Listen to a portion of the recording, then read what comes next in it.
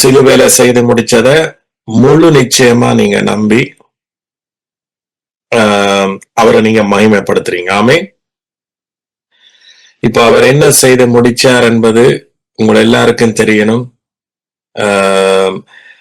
Abraham வாக்குத்தத்தம் பண்ணினதை அவர் நிறைவேற்ற வல்லவராய் இருக்கிறார் என்று முழு நிச்சயமாய் நம்பி தேவனை மகிமைப்படுத்தினார் என்று நீங்க ரோமர் 4ஆம் அதிகாரத்துல வாசிக்கலாம்.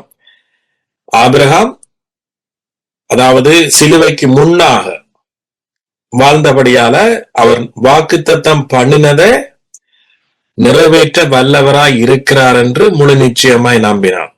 இப்ப நாம அவருடைய சிலுவைக்கு மரணத்துக்கு பின்பாக இருக்கிறோம். அதாவது வாக்குத்தத்தம் பண்ணினதை நிறைவேற்றின பிறகு நாங்க என்ன செய்யறோம்? இப்ப வாழ்கிறோம். சோ அப்ப நாம இயேசு சிலுவையில அவைகளை நிறைவேற்றி முடிச்சிட்டார் என்கின்றத முழு நிச்சயமாய் நம்பி நாம அவரை மகிமைப்படுத்துகிறோம். நான் திரும்ப சொல்றேன், ரோமர் இந்த வசனத்தை நாம வாசிச்சுட்டு நாம வர்ஷிப், அதாவது அவருக்கு நன்றி செலுத்துவோமா? என்னண்டா அவ்வளவுக்கு இந்த வசனம் ஒரு மிக மிக மிக முக்கியமான ஒரு வசனம். அத எலிமெண்டா நாம வாசிக்கிறேன். நீங்க பைபிள எல்லாரும் எடுத்து இருக்க வாசிங்க. ரோமர் 4:21. தேவன் வாக்குத்தத்தம் பண்ணினதை நிறைவேற்ற வல்லவராய் இருக்கிறார் என்று முழு நிச்சயமாய் நம்பி. என்னவாம்? தேவன் வாக்குத்தத்தம் பண்ணினதை நிறைவேற்ற வல்லவராய் இருக்கிறார் என்று முழு நிச்சயமாய் நம்பி தேவனை மகிமைப்படுத்தி விசுவாசத்தில் வல்லவனானான். ஆங்கில பைபிள்ல எப்படி இருக்கு? ஒருக்கா டேவிலின் Romans 4:21, Devlin or Geshan, can you read it please? Yeah, so slowly and you can read it please. Okay, and being fully convinced that being fully convinced. இந்த ஆங்கிலம் தெரிஞ்ச ஆட்களுக்கு இன்னும் டீப்பா விளங்கும். Right? Being fully convinced, yeah, that what he has promised. அதாவது நாம கடவுளுக்கு என்னத்தை ப்ராமிஸ் பண்ணினோம், அல்லது நாங்க என்ன அவருக்கு செய்ய போறோம், அதை பற்றினதல்ல. What he promised, அவர் என்ன வாக்குத்தத்தம் பண்ணினார். Yeah, read it please. He was also able to perform. Right, he also able to perform. Right, அவர் என்னத்தை ப்ராமிஸ் பண்ணாரோ அதை அவர் செய்வார் என்கின்றதான் ஆபிரகாம் நம்பினான்.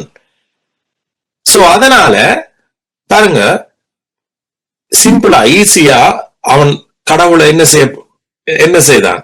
மகிமைப்படுத்தி துதிச்சான். Read it again please.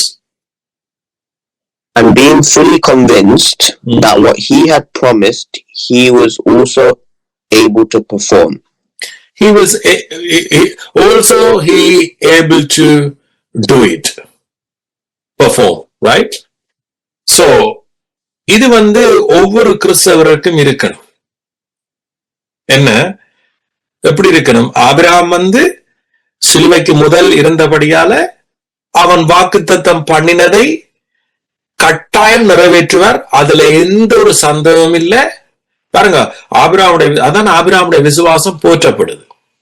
என்ன இப்ப நாங்க இந்த காலத்துல இயேசு சிலுவையில மரிச்ச பிறகே நம்புறதுக்கு எங்களுக்கு கஷ்டமா இருக்கு. நீங்க சொல்றீங்க நாங்க நம்புறோம். ஆனா உங்களோட வாழ்க்கையில ஒவ்வொரு பகுதியிலையும், உங்களோட வாழ்க்கையில ஒவ்வொரு டேயும், அல்லது உங்களோட வாழ்க்கையில ஒவ்வொரு துன்பங்கள் வரைக்கோ, உங்களோட வாழ்க்கையில ஒரு நெகட்டிவான ஸ்டேட்மெண்ட் வரைக்கோ நீங்க அதை பிராக்டிஸா கொண்டு வர்றீங்களா என்றா இல்ல. ஆனா ஆபிரகாம பாத்தீங்கன்னா இதெல்லாம் நடக்கிறதுக்கு முதலே சிந்திச்சு பாருங்க, இப்படி ஒரு சம்பவம் நடக்க போது இயேசு கிறிஸ்து வந்து இந்த வாக்குத்தத்தத்தை நிறைவேற்றுவார் என்கின்றத முன்கூட்டியே நம்பின ஒரு மனுஷன். எஸ், இயேசு சிலுவையில பாவங்களை சுமக்க போறார். அதன் நிமித்தம் அதனூடாக நம்முடைய வாழ்க்கையில சகல விதமான ஆசீர்வாதமும் அவர் நிறைவேற்ற போகிறார் என்கின்றத ஆபிரகாம் முன்கூட்டி முழு நிச்சயமாய் நம்பி தேவனை மகிமைப்படுத்தினான். இன்றைக்கு நீங்க மிக ஆழமாக, ஈவன் பிராக்டிக்கலாக நீங்க என்ன செய்ய போறீங்க? தேவன் உங்களோட பேச போறார், கிறிஸ்து உங்களோட பேச போறார், அல்ல ஆவியானவர் உங்களோட பேச போறார். அதனால நாங்க என்ன செய்யணும்?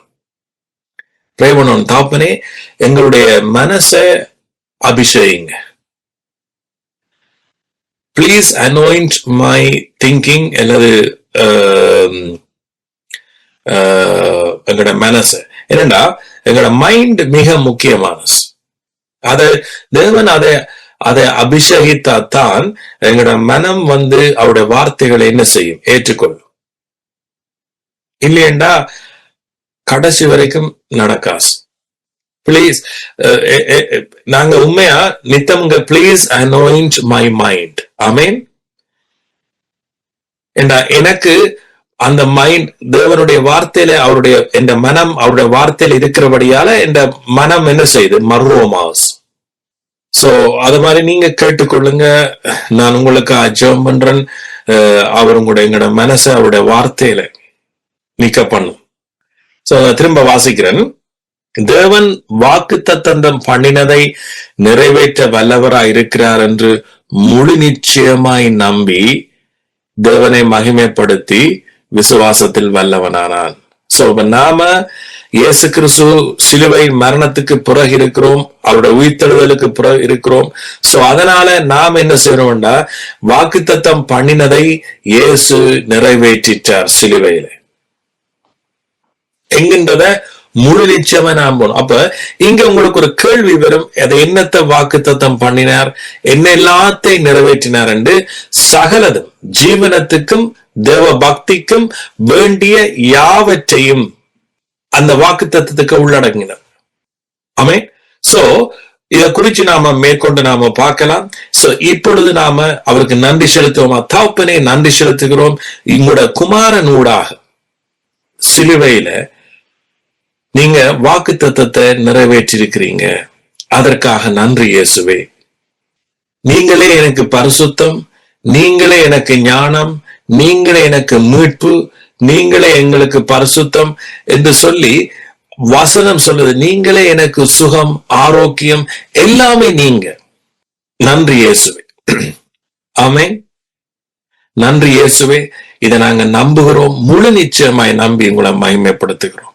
முழு நிச்சயமாய் என்னுடைய சகல வியாதிகளையும், என்னுடைய சகல பலவீனங்களையும், என்னுடைய சகல பிரச்சனைகளையும் நீங்க சிலுவையில என்ன செய்யட்டீங்க?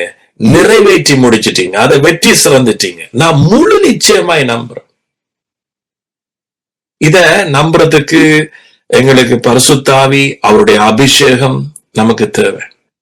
அபிஷேகம் வேண்டா நீங்க நினைக்கிற மாதிரி அபிஷேக கூட்டத்துல போடுறதில்லை. ஆபிரகாமுக்கு அபிஷேக கூட்டம் நடந்ததில்லை. ஆபிரகாம் அபிஷேகத்தை போய் இன்றைக்கு மாதிரி பெற்றுக்கொண்டதில்லை. இன்றைக்கு இருக்கிற போலியான அபிஷேகம் மாதிரி பெற்றுக்கொண்டதில்லை. தேவனுடைய வார்த்தை விரைக்க அது அபிஷேகத்தோட வருகிறது. ஆமீன்.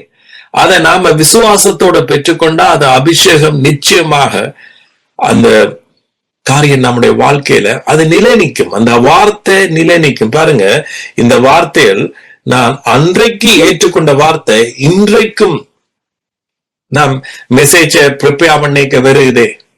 இதை நானா ப்ரிப்பேர் பண்ணலே, நமக்குள்ள இருக்கிற ஆவியானவர் இந்த வார்த்தையை இன்றைக்கு நினைப்பூட்டுகிறார் என்று சொன்னா இது நமக்குள்ள இருக்கிறதான அந்த அபிஷேகம். பைபிள் சொல்லுது, அவருடைய அபிஷேகம் உங்களுக்குள் நிலைச்சிருக்கிறதே.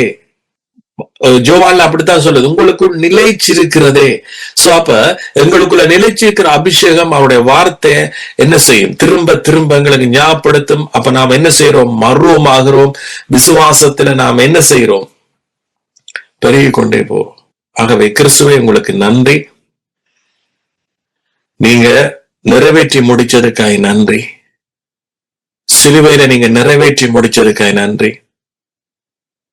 எங்களுடைய ஆசீர்வாதங்களை கொண்டு வந்ததற்காய் நன்றி. எல்லா துதியும் கனமும் மகிமையும் உங்கள் ஒருவருக்கே செலுத்துகிறோம். ஆமேன். நன்றி இயேசுவே. இந்த வசனங்களை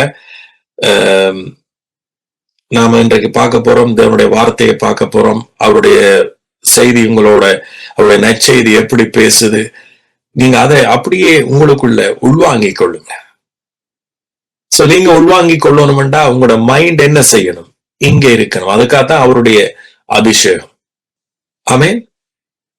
சோ நான் ஜெபம் பண்ணி தேவ செய்திக்கெல்லாம் கடந்து செல்ல போறேன். தகப்பனே, இந்த வேலைக்காய் நன்றி செலுத்துகிறோம். இங்க வந்திருக்கிற ஒவ்வொருவருக்காய் நன்றி. ஒவ்வொருவருடைய மனசும் மைண்டும் இந்த இடத்துல இருக்கத்தக்கதாகவும் உங்களோட வார்த்தையை அவர்கள் விசுவாசத்தோடு ஏற்றுக்கொள்ளத்தக்கதாக அவருடைய மைண்டில் உங்களுடைய அபிஷேகம் இருக்கட்டும். இயேசு கிறிஸ்துவின் மூலமா நான் ஜெபிக்கிறேன். உங்களுடைய சபை, உங்களுடைய சரீரம் எப்பொழுதும் உங்களுடைய வார்த்தையினால் காக்கப்படும். எப்பொழுதும் உங்களுடைய வார்த்தையினால் அது திரும்ப திரும்ப சுத்திகரிக்கப்படும். அதற்காக நான் நன்றி செலுத்துகிறேன். இயேசுவின் மூலமாய் ஜெபிச்சு சகல உங்களுடைய வார்த்தைக்குரிய சகல ஆசீர்வாதங்கள், ஈவன் நான் கூட உங்களுடைய வார்த்தையை இன்னும் உங்களுடைய ஞானத்தோடு உங்களுடைய பலத்தோடு பிரசங்கிக்க கிருபை செய்யுங்க. இயேசுவின் மூலமாய் ஜெபிக்கிறேன் ஜீவன் நல்ல பிதாவே. ஆமென். ஓகே, நாம இன்றைக்கு தலையங்கத்தை நான் போட்டிருந்தேன். அதை வாசிப்போமா? அவருடைய அன்பினால் ஆயத்தமாக்கப்பட்ட, நீங்க 1 கொரிந்தியர் 2ஆம் அதிகாரத்தில் இருக்கு. அவருடைய அன்பினால் ஆயத்தமாக்கப்பட்டவைகளை என்னவாம்? கண் காணவும் இல்லை, நம்முடைய இருதயம் அதை முக்கூட்டி அறிந்ததும் இல்லை என்று அந்த வார்த்தை சொல்லுது. சோ அதனாலதான் இந்த தலையங்கத்தை போட்டேன். அவருடைய அன்பினால் ஆயத்தமாக்கப்பட்ட ரட்சிப்பு. ஏற்கனவே அது என்னவா இருக்கிறதாம்? எங்களுடையதா இருக்கிறது. Salvation prepared by his love is already yours. என்றா சல்வேஷன் என்றா நாங்க என்னவாம்?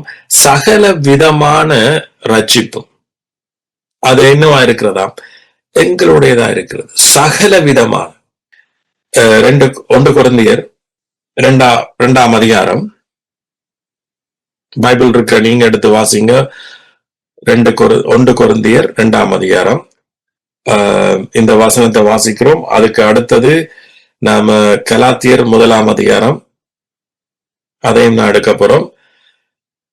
1 Corinthians chapter 2 verse 9. எழுதி இருக்கிறபடி தேவன் தம்மில் அன்பு கூறுபவர்களுக்கு ஆயத்தம் பண்ணினவைகளை, என்னவாம்? ஆயத்தம் பண்ணினவைகளை கண் காணவும் இல்லை, காது கேட்கவும் இல்லை, அவைகள் மனுஷனுடைய இருதயத்தில் தோன்றவும் இல்லை. சோ அப்ப ஒரு கேள்வி வரும், அப்ப எங்கட இருதயத்துல இன்னும் தோன்றலையா, எங்கட கண் காணவும் இல்லையாண்டு. ஆனா உண்மையாகவே அதுதான். ஆனா அடுத்த வசனம் சொல்லுது, நமக்கோ என்னவாம்? நமக்கோ. நமக்கு சொன்ன யாருக்கு? அவருடைய பிள்ளைகளுக்கு அல்லது விசுவாசிகளுக்கு தேவன் அவைகளை தமது ஆவியினாலே வெளிப்படுத்தினார். அந்த ஆவியானவர் எல்லாவற்றையும், அவர் ஆயத்தமாக்கின எல்லாவற்றையும், தேவனுடைய ஆழங்களையும் ஆராய்ந்திருக்கிறார். சோ அப்ப அவர் தான் என்ன செய்யறார்? நமக்கு இப்ப நற்செய்தி ஊடாக என்ன செய்யறார்? வெளிப்படுத்துறார். என்னவாம்? தேவன் தம்மில் அன்பு கூறுவர்களுக்கு, அல்லது தேவன் அன்பு கூறுகிற ஜனங்களுக்கு, யாரெல்லாம் உலகத்துல வாழ்ற ஒவ்வொரு மனுஷனையும் இயேசு நேசிக்கிறார். சோ அதனாலதான் அவர் என்ன செய்திருக்கிறார்? நமக்காக நம்முடைய பாவங்களுக்காக அவர் தன்னுடைய ஜீவனை ஒப்பு கொடுத்தார். சோ அப்ப அவர் ஏற்கனவே என்ன செய்திருக்கிறாராம், ஆயத்தம் பண்ணினவைகளை ஏற்கனவே நமக்காக சகலதையும் என்ன செய்திருக்கிறார், ஆயத்தம் பண்ணிருக்கிறார். சகல ஆசீர்வாதங்களை அல்லது சகல விதமான ரட்சிப்புகளை சகல அவருடைய அன்பினாலதான் இது நடந்தது, அல்லது அவருடைய கிருபையினால. சோ அப்ப நாங்க முன்கூட்டியே, நாங்க இந்த பூமியில பிறக்கிறதுக்கு முதலேயே, அல்லது நீங்க இயேசு கிறிஸ்துவை உண்மையாக அவரை அறிகிறதுக்கு முதலேயே உங்களுக்காக சகலதும் ஆயத்தமாக்கப்பட்டது.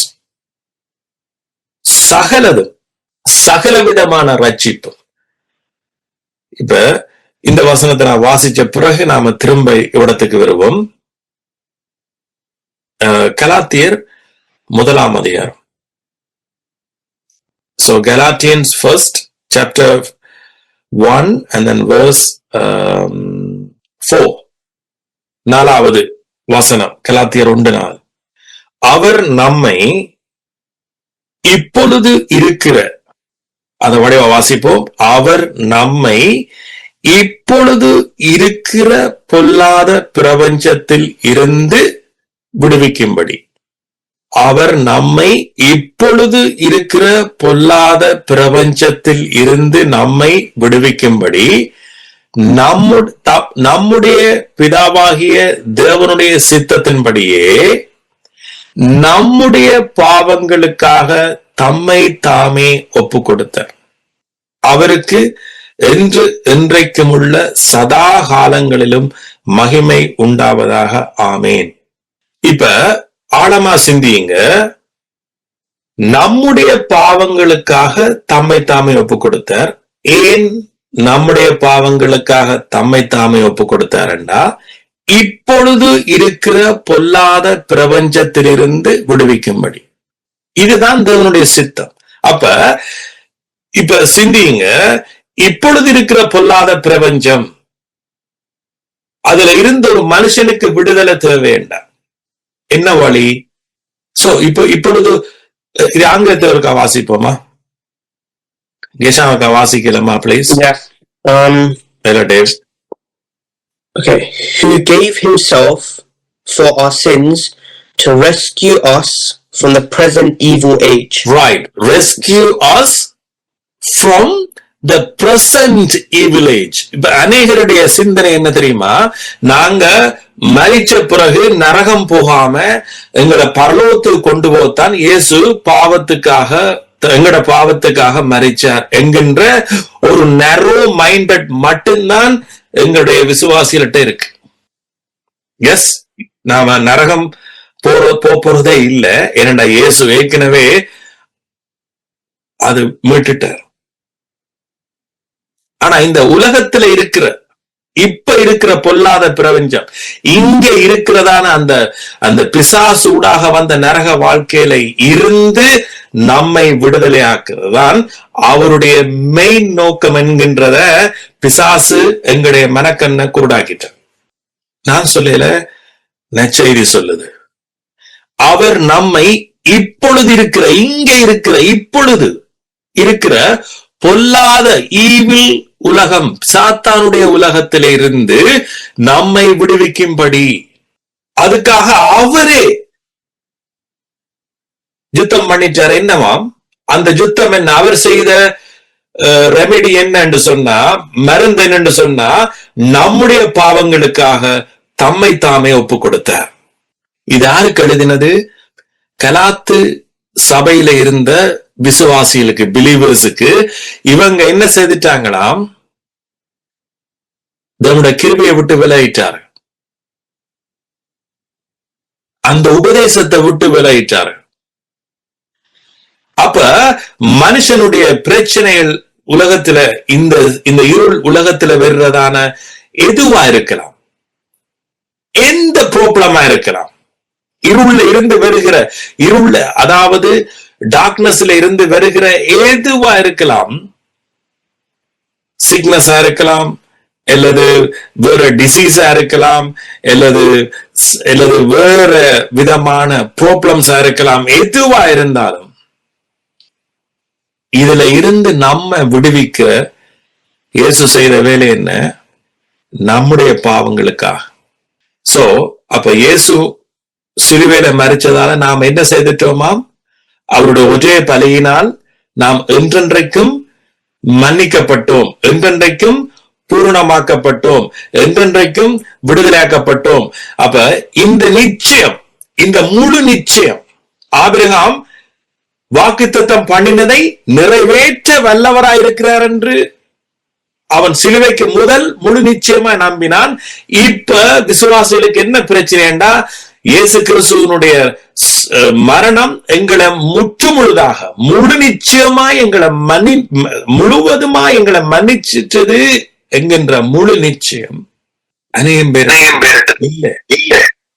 திரும்ப திரும்ப நாம் என்ன செய்யறோம்? ஆண்டவரே என்ன மன்னியும் மன்னியும் என்று கேட்கிறபடியால ஏற்கனவே நடந்து முடிஞ்ச அந்த முழு நிச்சயம் நம்மிடத்துல இல்லை. அதனால இப்பிரபஞ்சம் எங்களை மேற்கொள்ளு, வியாதி நம்மளை மேற்கொள்ளு, தரித்திரம் நம்மளை மேற்கொள்ளு, பிசாசு நம்மளை மேற்கொள்ளு. ஆனா சுவிசேஷம் நற்செய்தி என்ன சொல்லுதுண்டா, பவுல் என்னத்தை, ஆவியானவர் நமக்கு என்னத்தை ஆழங்களை கொண்டு வாராருண்டா, தேவனுடைய ஆழங்களை எங்களுக்கு என்னத்தை கொண்டு வாராருண்டா, அவர் நம்மை இப்பொழுது இருக்கிற பொல்லாத பிரபஞ்சத்திலிருந்து விடுவிக்கும்படி நம்முடைய பிதாவாகிய தேவனுடைய சித்தத்தின்படியே நம்முடைய பாவங்களுக்காக தம்மை தாமே ஒப்பு கொடுத்தார் என்கின்ற நற்செய்திய என்ன செய்யற? கொண்டு வர. எத்தனை பேர் நீங்க முழுமையாக ஏற்றுக்கொண்டு முழு நிச்சயமாக நீங்க இதுல அவரை மகிமைப்படுத்துறீங்க? நீங்க சொல்லுவீங்க எஸ் நாங்க நம்புவோம் என்று. ஆனா இன்றைக்கு நீங்க விசுவாசிகளுடைய மொழியில வச்சு நீங்க பிடிப்பீங்க. ஒரு சர்ச்சில் அவர்களுடைய பேசுற மொழி, ஒரு பாஸ்டருடைய மொழியில இருந்து உங்களுக்கு தெரியணும், எஸ் இவர்கள் உண்மையாக கன்வின்ஸ் பண்ணப்பட்டுட்டார்களா, முழு நிச்சயமாக இவர்கள் நம்பிட்டார்களா. பாருங்க அடுத்த வசனம், உங்களை கிறிஸ்துவின் கிருபையினால் அழைத்தவரை நீங்கள் இவ்வளவு சீக்கிரமாய் விட்டு வேறொரு சுவிசேஷத்துக்கு திரும்புறதை பற்றி நான் ஆச்சரியப்படுகிறேன். வேறொரு சுவிசேஷம் இல்லையே. சுவிசேஷம் என்றா என்ன? கிறிஸ்து நம்முடைய பாவங்களுக்காக தம்மை தாமே ஒப்பு கொடுத்தார். இந்த சித்தத்தினாலதான் நாம இப்பிரபஞ்சத்தை ஜெயிச்சோம். இன்னைக்கு அநேருக்கு இப்பிரபஞ்சம் என்று தெரியாது. பிசாசு எப்படி நம்முடைய மனசுக்குள்ள ஊடுருவான் என்றது இன்றைக்கு அநேருக்கு தெரியாது. அப்ப எங்கட மனசு எதில முழு நிச்சயமா இருக்கணும் தெரியுமா? இயேசு கிறிஸ்து நம்முடைய பாவங்களுக்காக ஒப்பு கொடுத்தபடியா அவர் சகல காரியங்களையும் மேற்கொண்டுட்டார். என்னுடைய வியாதிய, என்னுடைய சரீரத்துல வியாதி வந்தாலோ, என்னுடைய சரீரத்துல எது வந்தாலோ அவர் என்ன செய்துட்டார்? இதுல நாம் என்னவா இருக்கணும்? முழு நிச்சயமா இருக்கணும். இதை விட வேற வழியால நமக்கு வெற்றி வராது என்பதை வசனம் நற்செய்தி நமக்கு தெளிவா சொல்லுது. சோ முதலாவது நான் சொல்லுவேன், உங்களுக்கு தெரியணும் யார் யார் நீங்க எப்பேற்பட்ட இருள்ல நீங்க இருந்தால், எப்பேற்பட்ட இருள் நம்ம பற்றி கொண்டிருந்தாலும், இருள் என்று சொன்னா உங்களுக்கு தெரியும், இருளின் ராஜ்யத்திலிருந்து பல விதமான, தேவன் எந்த ஒரு இருளையும் அவர் உண்டாக்கல. எந்த ஒரு இருள் ஊடாகவும் மனுஷனை அவர் சோதிக்கவும் விரும்பல. மாறாக இருளில் இருந்து வெளிச்சத்தை என்ன செய்தாராம்? பிரகாசித்தாராம். சோ அப்ப இருள்ல இருந்து அவர் வெளிச்சத்தை பிரகாசித்தார். வெளிச்சம் நல்லதென்று கண்டார். அப்ப தேவனுடைய சித்தம் ஒவ்வொரு மனுஷனுடைய வாழ்க்கையிலையும் வெளிச்சம் பிரகாசிக்கணும். நம்முடைய வாழ்க்கை வெளிச்சமா இருக்கணும், நம்முடைய வாழ்க்கை ஆசீர்வாதமா இருக்கணும் என்றது அவருடைய சித்தம். சோ இருள் பிசாசனுடைய சித்தம். சோ அப்ப கடவுள் என்ன, நமக்கு வெளிச்சத்தை கொண்டு வர்றதுக்கு தன்னுடைய குமாரனை இருளுக்குள்ளாக அனுப்பினார். சோ அவர் மூலமாக வெளிச்சம் நம்முடைய வாழ்க்கைக்கு வந்தது. அந்த வெளிச்சம் எப்படி வருதுண்டா, அது சுவிசேஷம் வழியாக அந்த அவருடைய முகத்தில் இருக்கிற மகிமையான மகிமையான ஒளி, அது என்னவாம், சுவிசேஷம், நற்செய்தி தான் பிரசங்க. அப்ப நற்செய்தி எங்களுக்கு விரைக்க என்னவாம், ஒளி வீசுது. சோ இது எங்க இருக்குன்னு சொன்னா, இதே கொரிந்தியர்ல நீங்க 4ஆம் அதிகாரத்தை எடுத்து வாசிங்க. 1 கொரிந்தியர் 4 நான் வாசிக்கிறேன். தேவனுடைய சாயலாய் இருக்கிற கிறிஸ்துவின் மகிமையான சுவிசேஷத்தின் ஒளி அவிசுவாசிகளாகிய அவர்களுக்கு பிரகாசமாய் இராதபடிக்கு இப்பிரபஞ்சத்தின் தேவனானவன், இங்கேயும் பாருங்க, இப்பிரபஞ்சத்தின் தேவன் அவருடைய மனசை குருடாக்குற. இப்ப பிசாசுடைய வேலை எங்க நடக்குது, நம்முடைய மனசுல. அப்ப பிசாசு என்ன செய்யறான், நம்முடைய மனசை குருடாக்குறான். என்னத்துக்காக இருளாக்கி வச்சுக்கிறான்?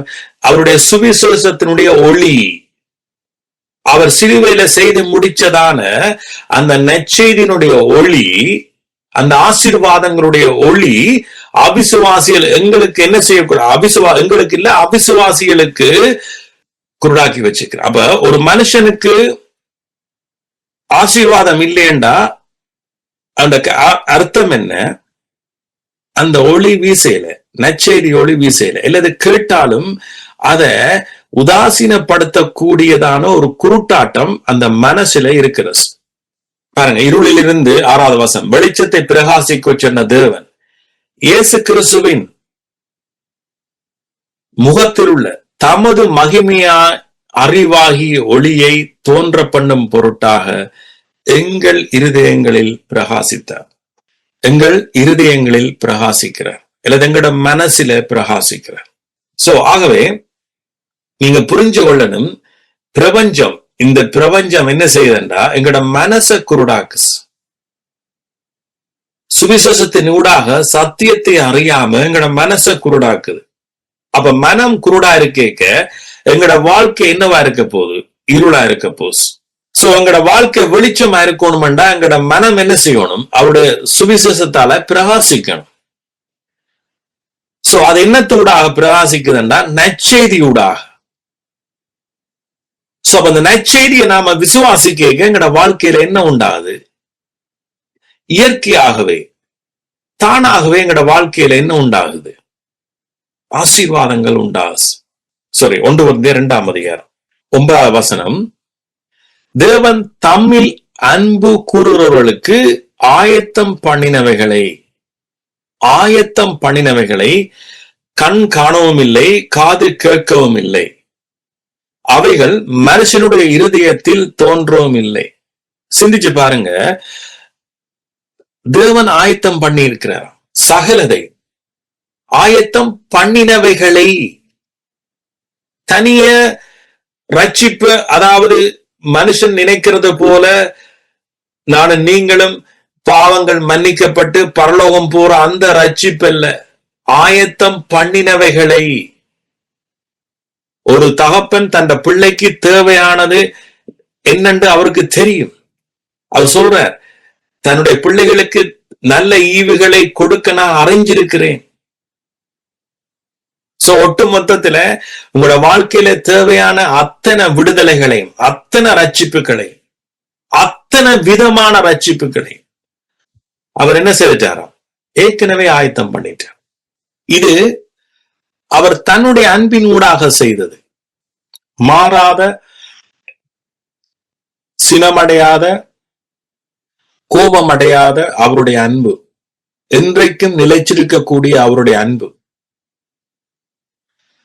அந்த அன்பினால ஆயத்தம் பண்ணினவைகளை இன்றைக்கு மனுஷன் இந்த கண் காணலையா, அவனோட காது கேட்கல, அவைகள் மனுஷனுடைய இதயத்துல தோன்றவே இல்லை. சில பேர் இன்னும் உங்களுக்கு தோன்றல. சோ உங்களுடைய இருதயத்துல தோன்றாதபடியாலதான் உங்களுக்கு நம்பிக்கை இன்னும் வரையல. சோ அதனாலதான் நீங்க இன்னும் அப்படியே இருக்கிறீங்க.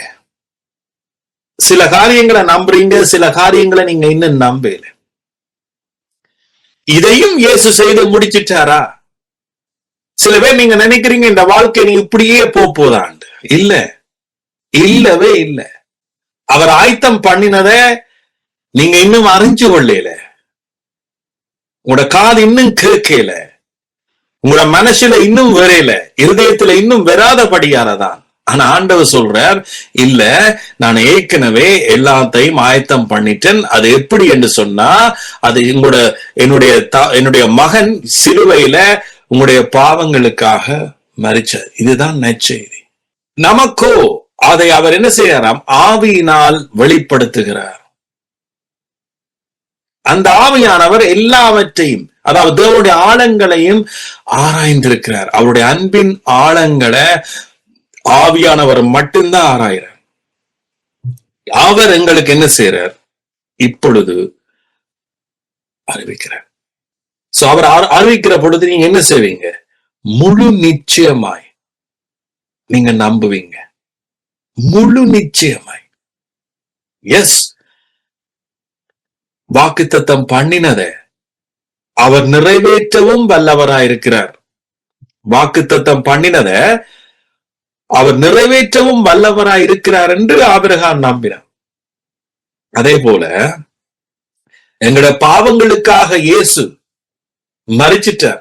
என்னத்துக்காக? கலாத்தியர்ல வாய்ச்சேன், இப்பிரபஞ்சத்தின் சகல விதமான பிரச்சனைகள்ல இருந்தும் எங்களை என்ன செய்ய? விடுவிக்க. இத உங்களுக்கு இது முழு நிச்சயம் உங்களோட இருதயத்துல வரணும். ஆமீன்.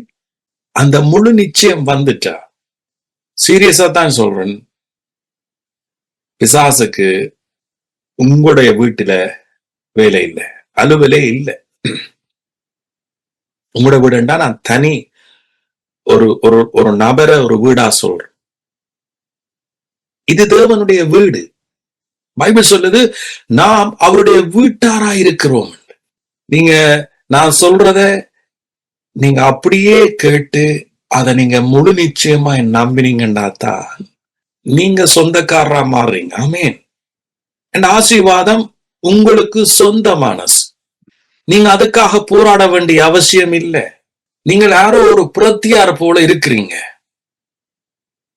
நீங்க ஒரு புரத்தி போலத்தான் நீங்க வாழ்றீங்க. நீங்க புரஜாதி மக்கள் இனி இல்லை. நீங்க தேவனுடைய ஜனம். போன கிழமை சொன்னேன், அவர் சொன்னார்,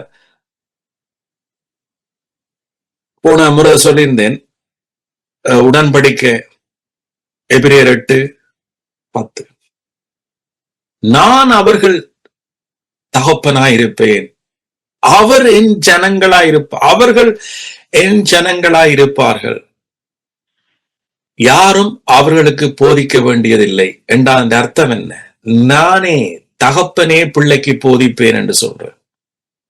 நானே அவர்கள் வியாதியை விலக்குவேன், நானே அவர்கள் வறுமைகளை விலக்குவேன், நானே அவர்களுடைய தகப்பனாயிருப்பேன் என்கின்ற உரிமையாக. நீங்களே அவரை அவ்வளவுக்கு உரிமையா பேச மாட்டீங்க, உங்களோட தகப்பன் அவரை சொல்றார். ஏன்னா முன்னே நாங்கள் அப்படித்தான் இருந்தோம். பிசாசின் பிள்ளைகளாக, அந்தகாரத்தின் பிள்ளைகளாக, அல்லது கைவிடப்பட்டவர்களாக, அனாதைகளாக இருந்தோம். காரணம் அவர் அல்ல, பிசாசு. இப்ப இயேசு நம்முடைய பாவங்களுக்காக மரித்தபடியே, இதுதான் சத்தியம். அந்த சித்தத்தின்படி நாம இப்ப அவருடைய வீட்டாராக வந்துட்டோம். இத நாம உரிமையோடு ஏற்றுக்கொண்டு அவருடைய உறவுக்குள்ள, இந்த களங்கம் இல்லாத அவருடைய உறவுக்குள்ள நாம என்ன செய்யணும்? ஊடுருவணும். சோ அப்பொழுது நாங்க என்ன செய்வோம்? சகலதுக்கும் சொந்தக்காரராக மாறும். இந்த விசுவாசத்தை, இந்த ஒரு மனசத்தான் நம்முடைய பிதாவானவர், நம்முடைய இயேசு எதிர்பார்க்கிறேன். சோ இதுதான் பைபிள் சொல்லுது, மனம் திரும்புதல். ஆமென். மனம் திரும்புதல். ரோமர் 12 அடுத்து வாசிப்போமா? ரோமன் 12 and verse 2 நினைக்கிறேன். இது ஒரு விஷயம் ஆங்கிலத்துல வாசிக்கணும் கட்டாயம். ரோமர் 12:2 அத முதல்ல அதை வாசிக்கிறீங்களா please? Do not conform to the pattern of this world. Right. Do not conform to the pattern to this world. Of this world. But be transformed by the renewing of your mind. But transformed by renewing your mind. அவர் என்ன சொல்றாரு பவுலண்டா ஆவியானவர்? இந்த பிரபஞ்சத்துக்கு, இந்த எல்லாமே பிரபஞ்சம், இந்த பிரபஞ்சத்துக்கு ஒத்த வேஷம் நீங்க என்ன செய்ய வேண்டாமா? தரிக்க வேண்டாம். இந்த பிரபஞ்சம் அல்லது இந்த வேர்ல்ட், பைபிள்ல சொல்லுது the world of this world. Do not follow அல்லது conform to this world. அல்லது அந்த பேட்டர்னை நீங்க என்ன செய்ய வேண்டாமா? நீங்க ஃபாலோ பண்ண வேண்டாம். இந்த வேர்ல்ட் ஒரு பேட்டர்ன் வச்சிருக்கு, அந்த பேட்டர்ன்ல நாம போக வேண்டாமா? ஏன்? சோ நானும் நீங்களும் தேவனால் பிறந்தவர்கள்.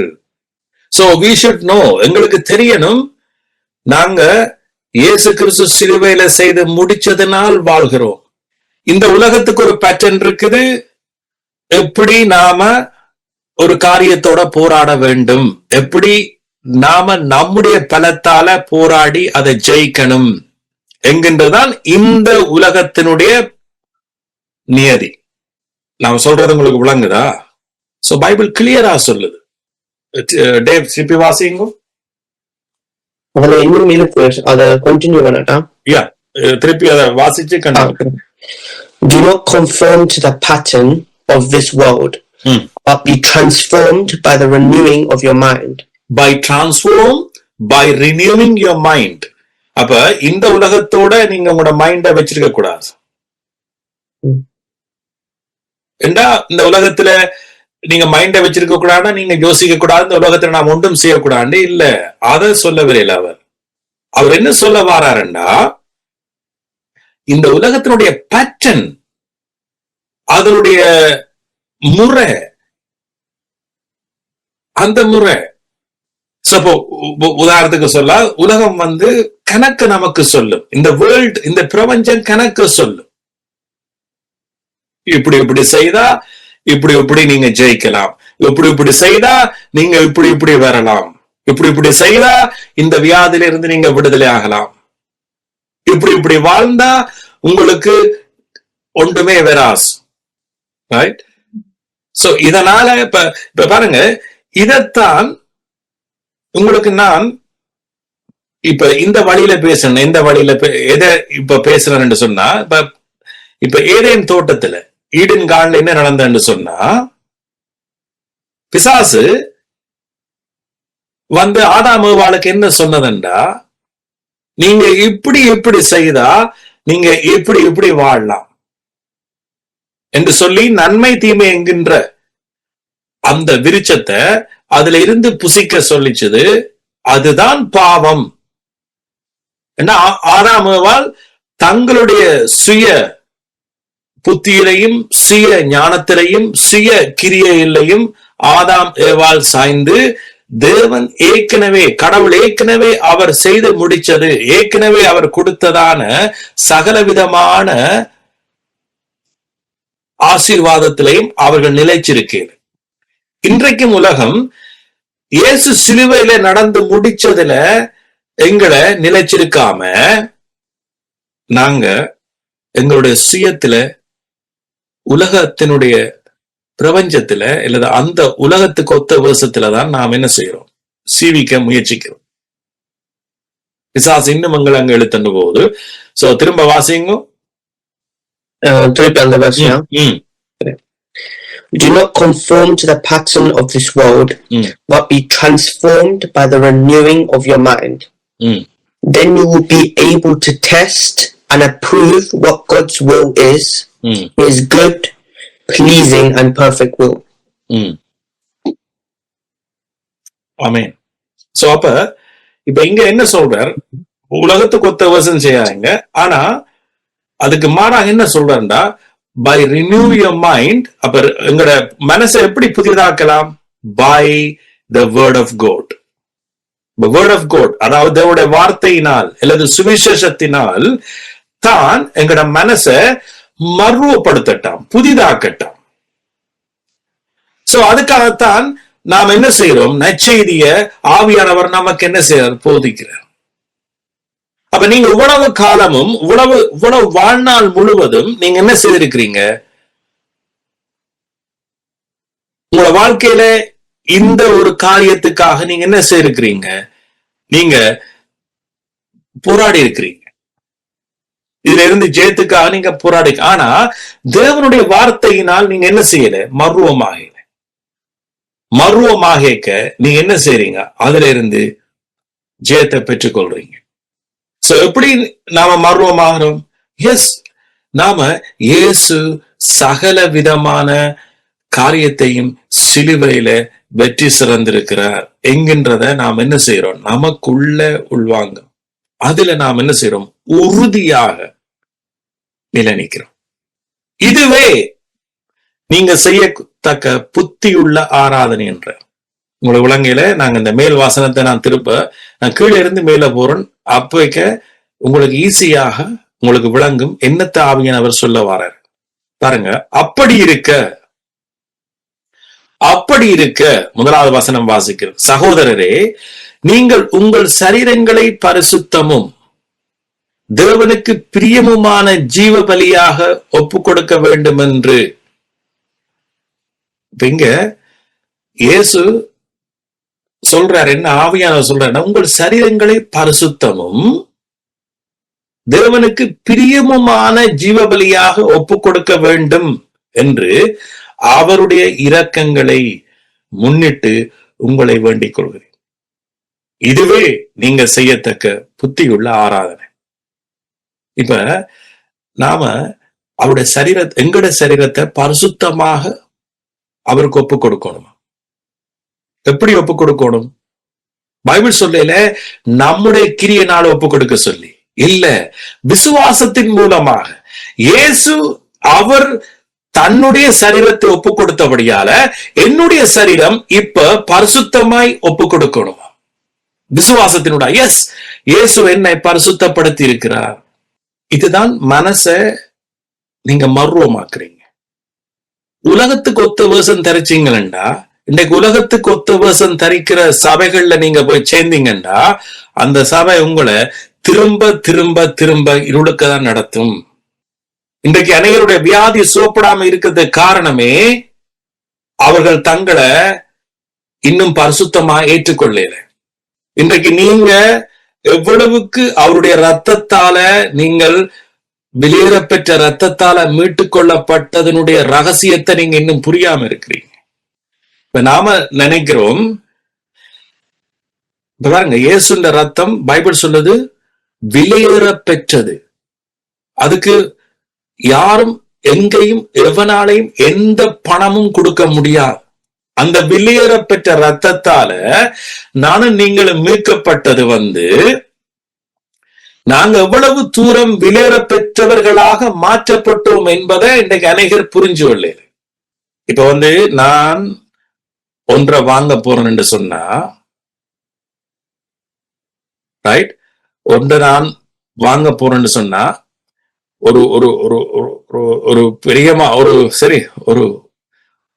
100 கோடி பவுண்ட்ஸ கொடுத்து 100 crore பவுண்ட்ஸ கொடுத்து நான் உண்டா வாங்க போறேன்னு சொன்னா, இந்த வாங்க போற சாமான் மிக மதிப்பு கூடின சாமான். அவ்வளவுக்கு, அதனாலதான் நான் அவ்வளவு பிரைஸ நான் கொடுக்கிறேன். பைபிள் சொல்றது இயேசுவின் ரத்தம் வெளியேற பெற்றது.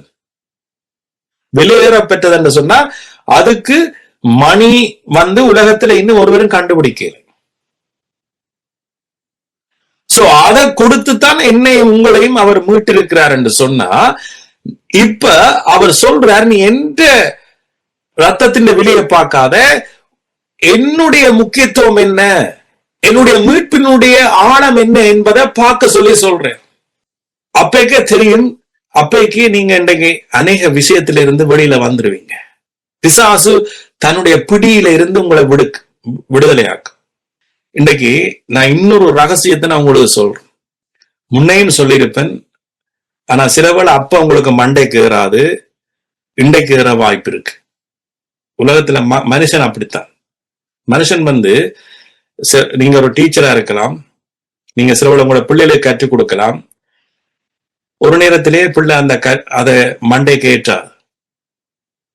அதனாலதான் நீங்க திரும்ப திரும்ப பிள்ளைகளுக்கு சொல்லி கொடுக்குறீங்க. ஆனா இன்னைக்கு தேவன்ற வார்த்தையை மட்டும் நான் திரும்ப திரும்ப பிரசங்கிச்சா, இன்னைக்கு சில பேர் யோசிப்பீங்க, ஏன் நான் திரும்ப திரும்ப பிரசங்கிக்கிறேன். அன்றைக்கு விளங்காது, இன்றைக்கு உங்களுக்கு விளங்கும். ஆமீன். பிசாசு உங்களுக்கு தேவனுடைய வார்த்தையால, அவருடைய நற்செய்தி ஊடாக உங்களுக்குள்ள அந்த அறிவு அல்லது அந்த விசுவாசம் வெறும் வரைக்கும் தான் உங்களோட அவனுக்கு இருக்கிறதுக்கு வாய்ப்பு இருக்கு. அல்லது அவனுக்கு உரிமை இருக்கு. ஆனா நீங்க இதோட வார்த்தையால நீங்க அதை அறிஞ்சிட்டீங்கன்னு சொன்னா, பிசாசு அந்த பிடிய சொல்லுவாங்க, அந்த கிரிப்பை விட்டுருவான் உங்களை விட்டு. அவன் எந்த வடிவில உங்களுக்குள்ள இருக்கலாம், ஒரு வியாதியா இருக்கலாம், அல்லது ஒரு அறியாமையா இருக்கலாம், அல்லது ஒரு வேற விதமான ஆசீர்வாதமா இருக்கலாம், அல்லது ஒரு விதமான சாபமா இருக்கலாம், அல்லது ஒரு பற்றாக்குறையா இருக்கலாம், அல்லது ஒரு பொருளாதார குறைகளா இருக்கலாம். எதுவா இருந்தாலும் அந்த இருள், அந்த காரியம் அவனுடைய பிடி நீங்க அதை அறிய மட்டும்தான் இருக்கலாம். அறிஞ்ச பிறகு அது லூஸ் ஆயிடும், அது பிறகு உங்களை விட்டு போயிடும். சரிதான், இதை நீங்க மனசுல வச்சுக்கொள்ளுங்க. அதனாலதான் நீங்க ஆர்வத்தோடு நம்பிக்கையோடு அவருடைய நற்செய்தியை நீங்க கேட்கணும். சோ இந்த வசனத்தை திரும்பி படிப்போம். அப்படி இருக்க சகோதரரே, நீங்கள் உங்கள் சரீரங்களை பரிசுத்தமும் தேவனுக்கு பிரியமுமான ஜீவ பலியாக ஒப்பு கொடுக்க வேண்டும் என்று அவருடைய இரக்கங்களை முன்னிட்டு, தேவனுடைய இரக்கத்தினால அல்லது அவருடைய அன்பினால நீங்களும் என்ன செய்யப்பட்டோமா? பரிசுத்தமாக்கப்பட்டோம், நீதிமானாக்கப்பட்டோம், மன்னிக்கப்பட்டோம், ஆசீர்வதிக்கப்பட்டோம், அவருடைய பிள்ளையாக மாற்றப்பட்டோம், அவருடைய குடும்பத்துக்குள்ள சேர்க்கப்பட்டோம். இன்னும் ஒரு வடிவில சொல்லுது, அவருடைய வீட்டாராக மாற்றப்பட்டோம்.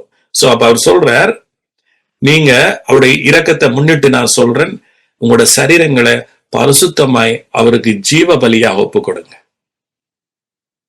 அதாவது எஸ் ஆண்டவரே, எஸ் தகப்பனே, சாரி ஆண்டவரே என்று சொல்றதை விட எஸ் தகப்பனே, நான் உங்கள் முன்பாக உங்களுக்குள்ள பரிசுத்தமாய் என் சரீரத்தை ஒப்புக் கொடுக்கிறேன். எஸ், நீங்க என்ன பரிசுத்தப்படுத்திருக்கிறீங்க. பிசாசுக்கு அவனுடைய சிந்தைக்கு நீங்க இடமே இல்லை. ஆமீன். நீங்க அவரை ஆராதிக்கிற பொழுது நீங்க பரிசுத்தமாக்கப்பட்ட நிச்சயத்தோடு தான் ஆராதிக்கணும். ஏதாவது அவரிடத்துல நீங்க எதையாவது கேட்க, எதையாவது நீங்க ஜெபம் பண்ணிக்க, நீங்க யார் என்கின்ற உண்மையை அறிஞ்ச பிறகு நீங்க ஜெபம் பண்ணு. அதுக்கு முதல் ஜபிக்கிற ஜபத்துக்கு பிரயோசனமே இல்லை. அதனாலதான் நாங்க முந்தி ஜபிச்ச ஜபம் ஒன்றுக்குமே பதில் இல்லை. ஏன்? நாம ஒரு குற்ற உணர்வோடான் ஜெபம் பண்ணுவோம். பரிசுத்தமாக்கப்பட்ட நிச்சயம் இல்லை எங்களுக்கு. ஆசீர்வதிக்கப்பட்ட ஆபிரகாமுக்கு உண்டான வாக்குத்தத்தம் இயேசு கிறிஸ்து மூலமாய் நமக்குள்ள நிறைவேற்றப்பட்ட நிச்சயமே இல்லை. நிச்சயம் இல்லாம நாம என்னத்தை ஜபிக்கிறோம்? ஏண்டா நிச்சயம் இல்லையேண்டா நாங்கள் உலகத்தில் இருக்கிற பாவியை போல உண்டு. எத்தனை நன்மையை கடவுளுக்கு செய்தாலும் நாம பரிசுத்தமாக்கப்பட போறதில்லை. சோ அதனால நாம அந்த நிச்சயம் இல்லாம ஜெபிச்சு ஒன்றும் கேட்கப்பட போறதில்லை. ஆனா இப்ப விசுவாசத்தின் ஊடாக நமக்கு அந்த நம்பிக்கை வந்த பிறகு எங்களுக்கு குற்ற உணர்வு இல்லாம போயிட்டு, இன்னைக்கு அநேகர் குற்ற உணர்வோடையே நீங்க ஜெபம் பண்ணுவீங்க. வியாதி இயேசு சிலுவையில இத மன்னிச்சிட்டாரா என்ற குற்ற உணர்விலேயே அந்த சந்தேகத்திலே நீங்க ஜெபிக்கிறபடியால வியாதி சுகப்படுதில்லை. இதுதான் நான் சொல்றேன், பிராக்டிக்கல். உங்களோட லைஃப்ல பிராக்டிக்கல் கிறிஸ்தவர்களா நீங்க மாறணும். சோ திரும்ப இப்படியே நாம 1 கொரிந்தியர் கலாத்தியர் 1:4 வாசிப்போமா? அவர் நம்மை இப்பொழுது இருக்கிற பொல்லாத பிரபஞ்சத்திலிருந்து விடுவிக்கும்படி நம்முடைய பிதாவாகிய தேவனுடைய சித்தத்தின்படியே நம்முடைய பாவங்களுக்காக தம்மை தாமே ஒப்பு கொடுத்தார். சோ இன்னும் நீங்க இதுல நீங்க உட்கார வேணும் என்று சொன்னா 1 கொரிந்தியர் 15வது அதிகாரத்தை எடுப்போமா? 1 கொரிந்தியர் 15 முதலாம் வசனத்திலிருந்து வாசிக்கிறோம். அன்றியும் சகோதரரே, 1 Corinthians 15, அன்றியும் சகோதரரே, நான் உங்களுக்கு பிரசங்கித்த சுவிசேஷத்தை மறுபடியும் தெரியப்படுத்துகிறேன். நீங்களும் அதை ஏற்றுக்கொண்டு அதிலே நிலைத்திருக்கிறீர்கள். நான் உங்களுக்கு பிரசங்கித்த பிரகாரமாய் நீங்கள் அதை கை கொண்டிருந்தால் அதனாலே நீங்கள் ரட்சிக்கப்படுவீர்கள். என்ன? அதனாலே நீங்கள் ரட்சிக்கப்படுவீர்கள். இது எந்த ரட்சிப்பை பேசுறார்? டெய்லி ஒரு மனுஷனுடைய வாழ்க்கையில நித்தமும் ஒரு ரட்சிப்பு தேவையண்டா. என்னவாம்? நீங்கள் இதை கை கொண்டிருந்தால் என்னத்தை? சுவிசேஷத்தை. அப்ப எங்களோட அன்றாட பிராக்டிக்கல் லைஃப்ல, எவ்ரிடே லைஃப்ல நாங்க நற்செய்தியை என்ன செய்யணும்? பிராக்டிக்கலாக அதை என்ன செய்யணும்? கை கொள்ளணும். எப்படி? உங்களோட மனசு கை கொண்டிருந்தால் அதனால் நீங்க ரட்சிக்கப்பட, மற்றபடி உங்கள் விசுவாசம் விருதாவாய் இருக்குமே. அப்ப விசுவாசம் என்ன? நற்செய்தியை நாங்க என்ன செய்யணும்? நம்பணும். அப்ப இயேசு கிறிஸ்து சிலுவையில செய்து முடிச்சதை நாம நம்பணும். அதுதான் விசுவாசம். உங்களுக்கு அடிக்கடி சொல்றேன், எந்த வழியில சுத்தி வந்தாலும் நீங்க பாத்தீங்கன்னு சொன்னா சுவிசேஷம் ஒன்றுக்கொன்று முரண்படாது. பாருங்க, அது என்னவாம்? நான் அடைந்ததும் உங்களுக்கு பிராதானமாக ஒப்புவித்ததும் என்னவென்றால், கிறிஸ்துவானவர் வேத வாக்கியங்களின்படி நமது பாவங்களுக்காக மரித்து அடக்கம் பண்ணப்பட்டு வேத வாக்கியங்களின்படி 3ஆம் நாள் உயிர்த்தெழுந்து கோபாவுக்கும் பின்பு பன்வருக்கும் தரிசனமானார். அப்ப என்னவாம் சுவிசேஷம்? அப்ப என்னத்தாலையாம் நாம ரட்சிக்கப்படுவோம்? இயேசு நம்முடைய பாவங்களுக்காக மரிச்சு நமக்காக உயிர்த்தெழுந்தார். சோ அதனாலதான் கிருபையினால் நாம விசுவாசத்தை கொண்டு ரட்சிக்கப்பட்டோம். இது ஒன்றும் நம்மளால் உண்டானதல்ல, இதெல்லாம் தேவனுடைய ஈவு. அப்ப தேவனுடைய ஈவை நாம விசுவாசிக்கிறதான் நம்முடைய விசுவாசம். ஆமென். சோ நமக்கு கிடைச்சது எல்லாமே ஈவு. அப்ப இயேசு கிறிஸ்து சிலுவையில அவர் சகலதையும் செய்து முடிச்சு நம்முடைய பாவங்களுக்காக அவர் மரிச்சதுனால எங்களோட வாழ்க்கையில சகலதும் ஈவாக கிடைச்சிருக்கிறது. அந்த ஈவுதான் இப்பிரபஞ்சத்தில் இருந்து நம்ம என்ன செய்யுது? முற்று முழுதாக விடுதலையாக்கு. சகல விதமான இந்த பிரபஞ்சத்தில் இருந்து வருகிறதான சகல விதமான இருள இருந்தும் சகல விதமான காரியத்தில் இருந்தும் இந்த சத்தியம், இந்த நற்செய்தி, இந்த விசுவாசம் நம்ம என்ன செய்யலாம்? விடுதலையாக்குது. சோ இதை நம்பி அவரை மகிமைப்படுத்துங்க. எஸ், இதை நம்பி அவரை மகிமைப்படுத்துங்க. ஆமென். ஆபிரகாம் முழு நிச்சயமாய் நம்பினது போல நீங்க முழு நிச்சயமாய் உங்களோட ஒவ்வொரு காரியத்திலையும் நம்புங்க. ஆபிரகாம் முழு நிச்சயமாய் நம்பினான். சோ அதனால பாருங்க, அவனுக்கு ஒரு சோதனை வந்தது. என்ன சோதனை வந்தது? விசுவாச சோதனை. அப்ப ஆண்டவர் சொல்றார், என்ன சொன்னார்? நீ உன்னுடைய குமாரனை எனக்காக என்ன செய்? பலியிடு. சிந்திச்சு பாருங்க, ஆபிரகாமுடைய அவன் முழு நிச்சயமா நம்பினான். அவர் வாக்குத்தத்தம் பண்ணினதை நிறைவேற்ற வல்லவராயிருக்கிறார். அப்ப வாக்குத்தத்தம் பண்ணினவர் அதை செய்யவும் வல்லவராயிருக்கிறார் என்று நம்பினான் என்றுதான் வசனம் சொல்லுது. அப்ப அதனால ஆபிரகாம் ஒன்றையும் குறித்து யோசிக்கல. ஆபிரகாமுக்கு இருந்தது எல்லாமே வாக்குத்தத்தம் பண்ணினவர் நிறைவேற்ற வல்லவர். சோ ஆகையால ஆண்டவர் சொன்னார், அவனுக்கு எல்லாமே கண் மறைக்கப்பட்டுச்சு. தன்னுடைய பிள்ளை மறிக்க போதுண்டாம் பார்க்கல. அவனுக்கு இருந்தது ஒன்றே ஒன்று, வாக்குத்தத்தம் பண்ணினவர் உண்மை உள்ளவர், அதை அவர் சொன்னவர் அதை நிறைவேற்றுவார் என்று அவன் நம்பினான். அவன் தன்னுடைய காரியத்தை ஒன்றையுமே பார்க்கல. அப்ப அதுல அவன் என்ன செய்யறான்? தன்னுடைய பிள்ளைய பலியிடத்துக்கு கொண்டு வரான்.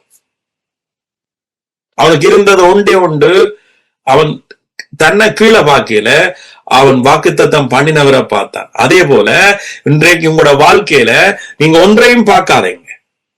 உங்களோட வியாதிக்கு உயிர் கொடுக்காதீங்க, உங்களோட பிரச்சனைக்கு உயிர் கொடுக்காதீங்க, அதுக்கு அட்டென்ஷன் கொடுக்காதீங்க.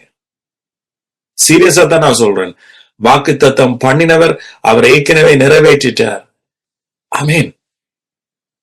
இயேசு என்னுடைய பாவத்துக்காக, என்னுடைய வியாதிக்காக, என்னுடைய அக்கிரமத்துக்காக இயேசு மரிச்சிட்டார் என்கின்ற அந்த முழு நிச்சயம் உங்களுக்குள்ள இருந்தா நீங்க என்ன செய்வீங்க? நீங்க பேசுவீங்க, உங்களுடைய மொழி மாறும், உங்களுடைய பேச்சு மாறும், உங்களுடைய உலகத்துக்கு ஒற்ற வேஷம் நீங்க தரிக்க மாட்டீங்க. நீங்க காரணம், நீங்க வேற, நீங்க வேற, நீங்க தேவனுடைய பிள்ளை, தேவனுடைய சித்தம் இன்னதென்று நீங்க அறிஞ்சிருவீங்க. ரைட்? இப்ப நான் திரும்பி ரோமர் 12க்கு போறேன். அதுக்கு முதல் இத நீங்க வடிவா கவனிங்க. ஆமென். சோ அப்ப இங்க ஆபிரகாம் என்ன செய்துட்டான்? முழு நிச்சயமா நம்பினபடியால இது ஒரு பெரிய விஷயம். ஆபிரகாமுக்கு அவருடைய டெஸ்ட் பண்ணது பெரிய விஷயம். அப்ப பிள்ளைய பலிகுடு என்று சொன்ன உடனே நீங்க சிந்திச்சு பாருங்க, நீங்க பிராக்டிக்கலா யோசிக்கணும். நீங்க ஆபிரகாம நீங்க ஒரு வேறொரு உலகத்துல இருந்தான் என்று நீங்க இப்பவே இந்த விஞ்ஞானம் வளர்ந்த இதிலேயே நாங்க இப்படி இருக்கிறோம். அன்றைக்கு ஆபிரகாம் பிள்ளைய பலியிட போக அவனோட மனைவி என்ன காய்ச்சிருப்பான்னு சிந்திச்சு பாருங்க. நீங்க தயவு செய்து நீங்க பிராக்டிக்கலா யோசிங்க. அன்றைக்கு மனைவி சொல்லியிருக்கும், ஆபிரகாம் உனக்கு பைத்தியம், உனக்கு விசர் பிடிச்ச அலைகிறாய், உனக்கு பைத்தியம், கட்டாயம் சொல்லியிருக்கு. அல்லது அன்றைக்கு சாரால் செய்திருந்தா புருஷன் சொல்லியிருக்கு, மனைவியே உனக்கு பைத்தியம் பிடிச்ச அலைகிறாய். யாராவது இப்படி இருப்பாங்களா? பிள்ளைய பலியிட விடுவாங்களா? உலகத்துக்கு ஒத்த வேஷம் ஆபிரகாம் அன்றைக்கு தரிக்கையில. ஆபிரகாமுக்கு இருந்ததெல்லாம் வாக்குத்தத்தம் பண்ணினவர் நிறைவேற்ற வல்லவரா இருக்கான்னு முழு நிச்சயமாய் நம்பினான். தேவன் மேல அவ்வளவுக்கு நம்பிக்கை. சரியோ? தேவன் மேல அவ்வளவுக்கு நம்பிக்கை வாக்குத்தத்தத்துல இருந்தா சரிதானே? நமக்கு அது இதா இருக்காது, என்னவா இருக்காது, பைத்தியமா தெரியாது. ஆனா வெளியில இருக்கிறார்களுக்கு அது பைத்தியமா இருக்கும். ஆபிரகாமுக்கு அது பைத்தியமா தெரியல. ஆபிரகாமுக்கு அது என்னவா இருக்கையில பைத்தியமா தெரியல. என் ஆபிரகாமுக்கு இல்ல அவ்வளவுக்கு விசுவாசம் அவனை என்ன செய்துச்சு? நடத்தினஸ். அந்த விசுவாசத்தினுடைய முடிவு என்ன? அது வெற்றி.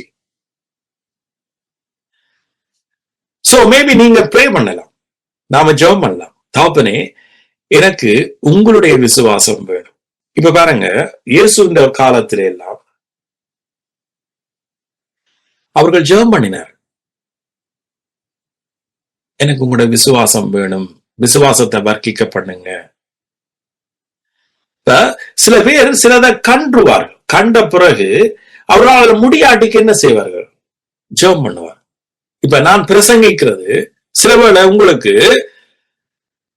ஏதோ இதுக்குள்ள இருக்கட்டு தெரியுது, ஆனா உங்களுக்கு அதுக்கு ரங்க முடியாம இருக்கு, அது உங்களோட பிழை இல்லை. அப்ப நீங்க என்ன செய்யலாம்டா, நீங்க ஜெபம் பண்ணலாம்.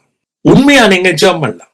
உண்மையாகவே, தகப்பனே, எனக்கு இத புரியாம இருக்கிறது, இவர் சொல்றது என்னால புரிய முடியுதில்லை, ஆனா எனக்கு விளங்குது, இதுக்கு ஏதோ இருக்குது. சோ அதனால தகப்பனே, என்னுடைய ஜெபத்தை என்ன, இப்படிப்பட்ட ஜெபத்தை அவர் கேட்க ஆவலோடு காத்திருக்கிறார். அவர் ஏற்கனவே ஏன் அப்ப நான் ஜெபிக்கணும்னு நீங்க கேட்பீங்க. ஏன்னா நீங்க கேட்காம அவர் உங்களுக்குள்ள அது பிரவேசிக்க முடியாது. இல்லாட்டிக்கு அவர் எப்பவோ ஆதாம் ஏவாளுக்குள்ள அப்பவே அவர் பிரவேசிச்சிருப்பார்.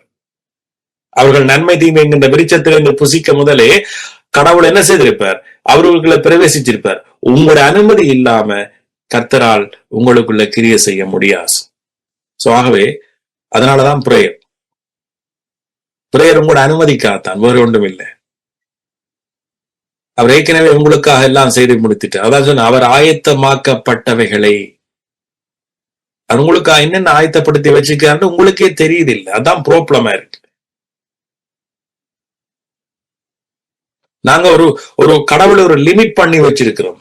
எங்களை நாங்களே லிமிட் பண்ணி வச்சுக்கிறோம். எங்களோட ஆசீர்வாதத்தை நாங்க தான் லிமிட் பண்ணி வச்சுக்கிறோமே, குறைச்சி வச்சுக்கிறோமே ஒழிய, ஆனா அவர் உங்கள் மேல பயங்கரமான நினைவுகளை வச்சு பயங்கரமான ஆசீர்வாதத்தை வச்சிருக்கிறார். இதெல்லாம் பரலோகத்துல இல்லை. என்ன நமக்கு போதிச்சாச்சு. பரலோகத்துலதான் அங்க எல்லாம் தங்க கட்டி உங்களுக்கு வச்சிருக்கு, அங்க பாதைய தங்கத்துல செய்து வச்சிருக்கிறார் என்று. அது மட்டும் நீங்க நரகத்துல இங்க வேங்கன்னு சொல்லி எங்களுக்கு என்ன செய்தாச்சு? பிழையான போதகங்கள் எங்களுக்கு உள்ளுக்குள்ள விட்டபடியால, ஆனா இங்கதான் பரலோகம் இருக்குது, இங்கதான் தேவன் ஆசீர்வாதத்தை விரும்புறார் என்பதை எங்களுக்கு அநேகர் சொல்லி தெரியல. பாருங்க, இந்த 2 வசனத்தையும் வச்சு நான் சொல்றேன். ஒன்று கலாத்தியர்ல சொல்றார் என்ன? இப்பொழுது இருக்கிற பொல்லாத பிரபஞ்சத்தை இருந்து எங்களை விடுதலையாக்கும்படி. அப்ப இப்பொழுது இருக்கிற பொல்லாத விடுதலை ஆக்கினா நாங்கள் இங்க என்ன செய்ய போறோம்? இங்கதான் நாங்க என்ன செய்ய போறோம்? விடுதலைகளை அனுபவிக்க போறோம், சகல விதமான விடுதலைகளை. அதே போல கொரிந்தியர்ல 2ஆம் அதிகாரத்துல என்ன சொல்லுது? அவர் எங்களுக்காக ஆயத்தமாக்கப்பட்டவைகளை. எங்க ஆயத்தமாக்கினவர்? தனிய பரலோகத்திலேயா? இல்ல, இங்க. என்ன ஆயத்தமாக்கப்பட்டவைகள்? பல பன்மையில பேசுது. என்றா சகல விதமான ரட்சிப்புகளும் சகல விதமான ஆசீர்வாதங்களும். நாங்க ஆசீர்வாதத்தை தொலைச்சது இந்த பூமியில, ஆசீர்வாதத்தை நாங்க திரும்ப பெற போறதும் இந்த பூமியில. நீங்க வியாதியாக ஆகினது இந்த பூமியில, வியாதியிலிருந்து விடுதலையாக வேண்டியது இந்த பூமியில. இதுதான் தேவனுக்கு மகிமை. ஆமென். சோ அப்ப எப்படி நீங்க விடுதலை ஆகிறது வியாதியிலிருந்து? இப்ப நான் கேட்டோன்னா யோசிக்கிறீங்க, என்னடா இருக்கு பதில்? இல்ல, ஏற்கனவே நீங்க விடுதலை ஆயிட்டீங்க. ஏற்கனவே உங்களோட வியாதிக்குரிய பரிகாரத்தை சிலுவையில இயேசு செய்து முடிச்சிட்டார். சோ இந்த பிரச்சனை ஏற்கனவே இயேசு சிலுவையில செய்து முடிச்சிட்டார். ஆமென். நிச்சயமாய் நம்ப வேண்டியதான் உங்களுடைய பொறுப்பு. நம்பினா என்ன செய்வீங்க? மகிமைப்படுத்துவீங்க. இயேசுவே நன்றி, என்ன சுகப்படுத்திட்டீங்க, நன்றி. அப்ப இதெல்லாம் இனி என்ற வாழ்க்கை. என்ற வாழ்க்கை இது இல்லை. நோ, உலகத்துக்கு ஒத்த வேஷம். உலகம் சொல்லும், உலகம் டாக்டர் சொல்லியிருப்பார், இதுதான் உங்களோட வாழ்க்கை. இதைத்தான் சொன்னனே, உலகத்துக்கு ஒத்த வேஷம் தரிக்க வேண்டாம். தயவு செய்து உலகத்துக்கு ஒத்த வேஷம் தரிக்காதீங்க. உலகம் பேசுற பிரகாரமா நீங்க பேசாதீங்க. சோ இப்ப நான் ரோமர் 12 அதை பிராக்டிக்கலா சொல்லிட்டு நான் முடிக்கிறேன். ரைட்? ரோமர் 12 திரும்ப போவோமா? நீங்கள் இந்த பிரபஞ்சத்திற்கு ஒத்த வேஷம் தெரியாமல் தேவனுடைய நன்மையும் பிரியமும் பரிபூர்ணமான சித்தம் இன்னதென்று பகுத்தறியத்தக்கதாக உங்கள் மனம் புதிதாகிறதுனாலே மர்வமாங்க. இது தேவனுடைய பிள்ளைகளோட அவர் பேசுற. அப்ப உங்களோட மனம் புதிதாகணும். நீங்க ஏற்கனவே மறுபடி பிறந்த பிள்ளைகள். நீங்கள் ஏற்கனவே அவருடைய மரணத்திலையும் அடக்கத்திலையும் உயிர்த்தெழுதலையும் பங்கு பற்றினவர்கள். பைபிள் வசனம் அப்படித்தான் சொல்லுது. நீங்க பங்கு பற்றி இப்ப அவருக்குள்ள உயிர்த்தெழுந்து அவருக்குள்ள இப்ப நீங்க புது சிருஷ்டியா இருக்கிறீங்க. ஆனா மனம் என்னவாம்? இன்னும் உலகத்துக்கு ஒத்த வேஷம் தரிக்குது. சோ அதனால பவுல் சொல்ற, நீங்க தேவனுடைய நன்மையும் பிரியவும் பரிபூர்ணமான சித்தம் இன்னதென்று நீங்க என்ன செய்யுங்க? பகுத்தறியுங்கன்ற. அதுக்கு உங்களோட மனம் என்ன செய்யணும்? புதிதாகணும். தேவனுடைய சித்தம் என்ன? நீங்க இந்த பூமியில என்ன செய்யணும்? அவருடைய பரிபூர்ணமான ஆசீர்வாதங்களை நீங்க அனுபவிக்கணும். இதற்காகத்தான் அவர் தன்னைத்தானே ஒப்பு கொடுத்தார். இதுக்கு பேர் சுயநலம் அல்ல. நீங்க நிறைய நினைக்கலாம், நீங்க ஆசீர்வாதத்தை விரும்புறது சுயநலம் இல்ல. தேவனுடைய சித்தம் இது. ஏன்னா இது சுயநலம் இல்லை. ஏன்னா உங்களுக்கு மட்டும் அவர் தெரியல, உலகத்துல வாழ்ற ஒவ்வொருவருக்கும் தந்தபடியால இதுக்கு பேரு சுயநலம் இல்லை. ஆனா ஆண்டவர் என்ன செய்யறார்? எல்லாரையும் அழைப்பு கொடுக்கிறார். எல்லாரையும் தன் சுவிசேஷத்தை ஏற்றுக்கொண்டு அதன் மூலமாக அவர் நன்மைகளை அனுபவிக்கத்தான் எல்லாரையும் அழைச்சிருக்கிறார். அதனால இதுக்கு பேர் சுயநலம் அல்ல, இதுக்கு பேர் பொதுநலம். இயேசு பொது நலமாக தன்னைத்தானே அவர் அர்ப்பணிச்சார். அவர் சுயநலம் அல்ல. அவர் பாருங்க, அவர் பொதுநலம் உள்ளவர். தன்னைத்தானே எங்களுடைய பாவங்களுக்காக தன்னைத்தானே ஒப்பு கொடுத்து இப்பிரபஞ்சத்தில் இருந்து நாம் என்ன செய்யறார்? விடுதலை ஆக்குறார். சோ அப்ப இது சுயநலம் இல்லை. நீங்கள் சுயநலம் இல்லாம அவரை ஏற்றுக்கொள்ளுங்க. நீங்க ஏற்றுக்கொண்டா, நீங்க ஆசீர்வதிக்கப்பட்டா, நீங்கள் தானாகவே நீங்க பிரசங்கிப்பீங்க. ஆமென். ஒருவன் கிருபை ஏற்றுக்கொண்டதுக்கு அடையாளம் என்ன தெரியுமா? ஒன்று நீங்க கிருபையினால வழிநடத்தப்பட்டா ஒன்று உங்களோட அடையாளம் என்னன்னு சொன்னா, எல்லாரும் நீங்க சொல்லலாம், எஸ் நான் கிருபையை பின்பற்றேன், கிருபையை நேசிக்கிறேன். ஆனா கிருபையால நீங்க வழிநடத்தப்பட்டா ஒன்று கிருபையை பிரசங்கிக்கிற ஊழியக்காரரை நீங்க நிச்சயமா நேசிப்பீங்க. அது ஒரு அடையாளம். இரண்டாவது அடையாளம், உங்களை அறியாம நீங்களே பேசுவீங்க. உங்களை அறியாம நீங்களே பேசுவீங்க. இப்ப அவ்வளவுக்கு உங்களுக்குள்ள அந்த அவருடைய அன்பு, அவருடைய ஆசீர்வாதம் உங்களை சும்மா விடாது. ஆமென். சோ அப்ப இந்த உலகத்துக்கு ஒத்த வேஷம் நீங்க என்ன செய்ய வேண்டாம். உலகத்துக்கு ஒரு வழி இருக்கு. ஆனா நமக்கு ஒரே ஒரு வழி, இயேசு கிறிஸ்துவனுடைய கிருபை. ஆமென். அதுங்களை சும்மா விடாது. அதுங்களை ஆசீர்வதிக்கும், அதுங்களை விடுதலையாக்கும், அதுங்களை ரட்சிக்கும். ஏன்? அதுக்குரிய காரியம் ஏற்கனவே நடந்து முடிஞ்சு. அப்ப எங்களோட விசுவாசம் பாரமானதல்ல. எங்களோட விசுவாசம் பாரம் இல்லை, சுமை இல்லை. விசுவாசம் இன்றைக்கு அநேகர் அதை சுமையாக பாரமாத்தான் விசுவாசத்தை கொண்டாடுறாரு. இப்படி செய்யணும், அப்படி செய்யணும், இப்படி செய்தாத்தான் கர்த்தர் எங்களை விடுதலாக்குவார், இப்படி செய்தாத்தான் எனக்கு சுகம் கிடைக்கும், கன மைல் தூரம் போகணும், மூன்று நாள் உபாசிக்கணும், 3 நாள் உபாசிச்சு அல்லது ஒரு மாசம் உபாசிச்சு ஒரு பாசர் வந்தாத்தான் அவற்றை அபிஷேகம் தான் என்ன விடுதலையாக்கும். இதெல்லாம் நீங்க உலகத்துக்கு ஒத்த வேஷம் தரிச்சு கொண்டிருக்கிறீங்க. இதெல்லாம் நான் இருந்துனா வந்தனா, இதுக்குள்ள இருந்துதான் நான் வந்தனா. பைபிள்ல இப்படி எல்லாம் இருந்ததே இல்லை. பவுல் அப்படி ஒரு சபை நடத்தினதும் இல்லை, அப்படி ஒரு ஊழியக்காரனா இருந்ததும் இல்லை. அவர் வார்த்தையை அனுப்பி அனுப்பி அனுப்பி ஜனங்களை குணமாக்கினார். இன்றைக்கு அந்த வார்த்தை தான் எங்களை குணமாக்குது. இந்த வார்த்தை தான் இன்றைக்கு எனக்கு ஒரு முற்றுமுழுதான ஒரு சமாதானத்தை தந்தது. இழந்த சமாதானத்தை நான் திரும்ப பெற்றுக்கொண்டேன் கிருபையின் சுவிசேஷத்தினால. முன்னொரு காலம் எனக்கு மன்னிக்கப்பட்ட நிச்சயம் இருந்ததில்லை. மன்னிப்புக்காக போராடினேன். எங்களுடைய சுய பலத்தால மன்னிப்புக்காக போராடினேன். என்னுடைய சுய பலத்தால ஆசீர்வாதத்துக்காக போராடினேன். என்னுடைய சுய பலத்தினால பரலோகத்துல எனக்கு ஒரு கிரீடத்துக்காக போராடினேன். ஆனா பிறகுதான் தெரிஞ்சது, தேவனுடைய கிருபையை விட எங்களோட சுயபலம் அல்ல, அவருடைய கிருபை தான் எனக்கு எல்லாமே தந்தது. கிருபையில இளைப்பாறினேன், அவருடைய அன்பில இளைப்பாறினேன், அவருடைய சத்தியத்தில் இளைப்பாறினேன். நான் இளைப்பாற எனக்குள்ள இருந்து ஆவியானவர் பேச ஆரம்பிச்சார். அதே போல நாம இளைப்பார்னாத்தான் அவர் கிரியை செய்வார். நாம இளைப்பார்னாத்தான் இவன் எங்களோட சுகம் கொடுத்தி வெளியில வரும். எங்களுக்கு தேவையான ஆரோக்கியம், எங்களுக்கு தேவையான சமாதானம், எங்களுக்கு தேவையான வழிநடத்தல் நாம அவருடைய செய்து முடிச்சதுல நாம இளைப்பாறணும். அவருடைய சத்தியத்துல நாம இளைப்பாறணும். அவருடைய அன்பில நாம இளைப்பாறணும். அதுதான் ஒரு உலகத்திலேயே மிக சிறந்த இடம். தேவனுடைய கிறிஸ்துவனுடைய அன்பில நாம இளைப்பாறோம். நீங்க யோசிக்கலாம், வரப்போற அழிவுக்கு நாங்க எங்க ஓடலாம், எங்க தப்பலாம், அல்லது எந்த நாட்டுக்கு போனா நாம ஆசீர்வாதமா இருக்கலாம், அல்லது எதை செய்தா நாம ஆசீர்வாதமா இருக்கலாம், எந்த உணவை சாப்பிட்டா எங்களோட உடம்புக்கு ஆரோக்கியம், இப்படி எல்லாம் கணக்க மண்டைய போட்டு குழப்பி அடிச்சு உலகத்துக்கு ஒத்த வேஷம் தரிச்சிங்களோ, தேவனுடைய கிறிஸ்துவின் அன்பில் அழைப்பாருங்க. ஆமென். இதை விட ஒரு நல்ல இடம் உலகத்துல இல்லவே இல்லை. ஆமென். இந்த ஸ்தலம் இதுதான் இயேசு நம்ம கொண்டு வந்திருக்கிறார். இதுக்குத்தான் ஆவியானவர் நம்மோட பேசுறார். எபிரேயர்ல சொல்றார், அவருடைய இளைப்பாறுதலை பிரவேசிக்க நீங்க பிரயாசப்படுங்க. என்ன பிரயாசம்? இதுதான். ஆமென். நன்றி இயேசுவே. தகப்பனே, உங்களுக்கு நன்றி செலுத்துகிறோம்.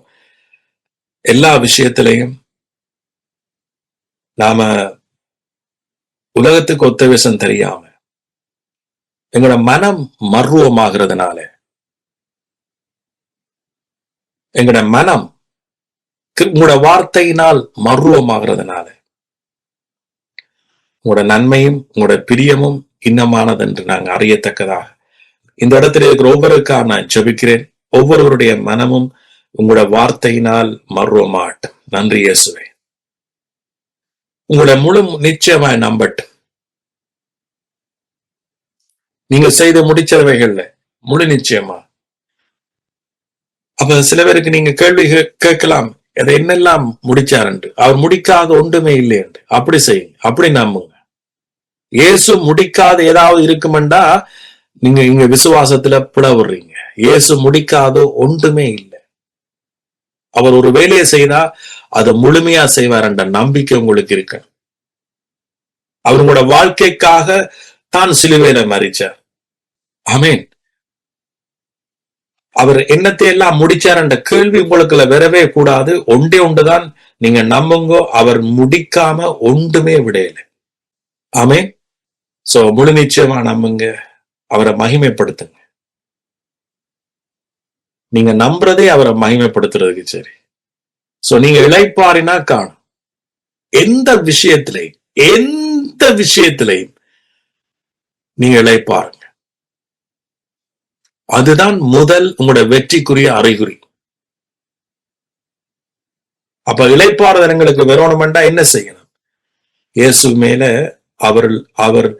அவருடைய நற்செய்தியில அல்லது அவர் செய்து முடிச்சதுல உங்களுக்கு நம்பிக்கை இருந்தா தான் நீங்க இளைப்பாறுங்க.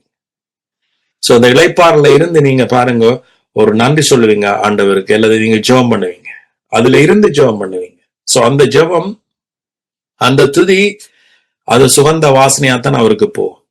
ஏன்? இயேசு பலியிட்ட பிறகு அது என்ன செய்வார்கள்? பிறகு சுட்டரிப்பார்கள். அது என்ன நடக்குது? சுகந்த வாசனையாக போஸ். அப்ப இயேசு சிலுவையில செய்து முடிச்சதுல இருந்து வருகிற விசுவாசம் தான் அவருக்கு சுகந்த வாசனை. அதனாலதான் அன்றைக்கு அவர்கள் பலியிட்டு அவர்கள் எல்லாத்தையும் என்ன செய்வார்கள்? சுட்டரிப்பார்கள் என்று சொல்லப்படுது. ரைட்? சோ அதே போல கிறிஸ்துவை உங்களுக்கு நாங்க நன்றி செலுத்துகிறோம். தகப்பனே, உங்களுக்கு நன்றி. இன்றைக்கு இந்த இடத்துல விசுவாசிக்கிற ஒவ்வொருவரும் என்னென்னத்துக்காக அவர்கள் விசுவாசிக்கிறார்களோ அவ்வளவும் இயேசு கிறிஸ்து மூலமாக சிலுவையில நிறைவேற்றப்பட்டுட்டது. சோ அந்த சித்தத்தின்படி ஒவ்வொருவரும் அந்த காரியத்தில இருந்து, இருள்ல இருந்து அல்லது அந்த பிசாசுல இருந்து ஒவ்வொருவரும் இயேசு கிறிஸ்துவின் நாமத்தினால இப்பொழுதே விடுதலை ஆகிறார்கள். நன்றி இயேசு.